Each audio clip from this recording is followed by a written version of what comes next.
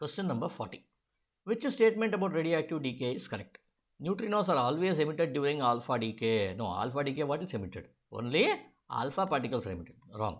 The alpha particles emitted from a radioactive sample have a continuous rate of kinetic energies. No. See, when you plot a graph of alpha particles, energy of the alpha particles versus the number of alpha decays, you will get a straight line like this. Which means what?